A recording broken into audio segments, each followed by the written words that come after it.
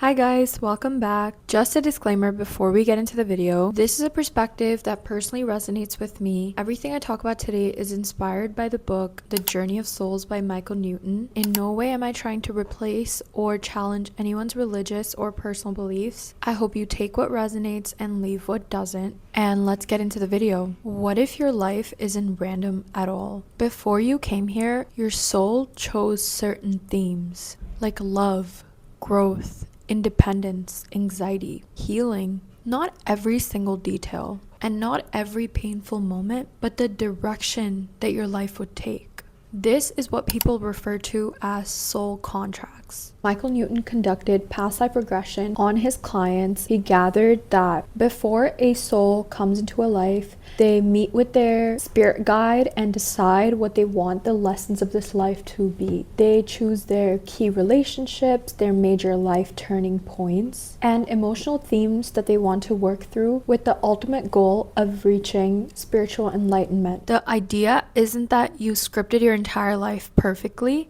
Rather, your soul chose themes of certain lessons it wanted to experience or certain people that it wanted to encounter, certain types of relationships it wanted, challenges for growth. But how those play out is still influenced by free will. It's influenced by your motivation to grow in this life. You see the same challenges in different forms throughout your life. And I want to be clear about something here. This doesn't mean that you chose every painful thing that happened to you. And it definitely does not mean that you deserved any of it. Life can still include randomness, other people's choices, and other things outside of your control. But what this perspective does offer is a way to find meaning after the experience. I know all of this sounds super deep, but I would generally recommend you read the book if you want to find out a little bit more of whatever I just said.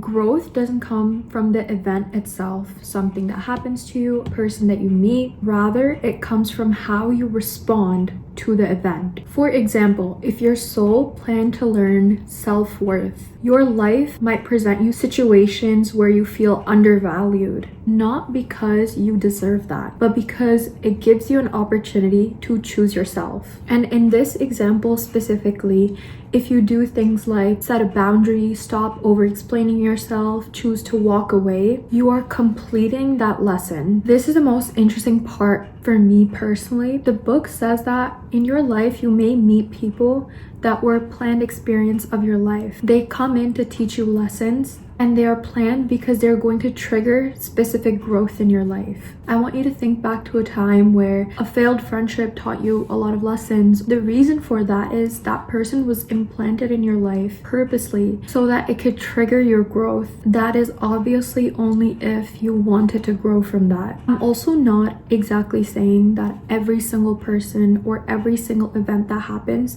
has one specific purpose.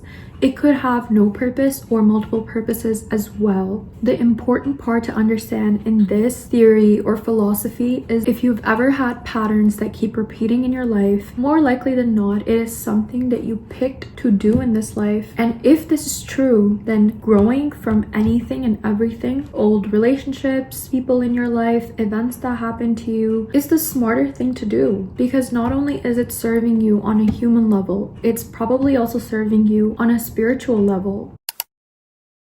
According to the book also, contracts can expire once you've completed the lesson that you were here to learn. If I had to give you an analogy, I would say it's like taking a really hard class in college. You might fail the first time, but you're gonna have to keep retaking it if you want to progress and take the next class. So in order to go to the next step, you have to complete that course no matter how hard it is. The same cycle of taking the class will have to keep repeating till you're finally able to understand all of the material and give your exam and pass. Think of it as the same thing. Until you pass your lesson, you're gonna have to keep repeating the pattern.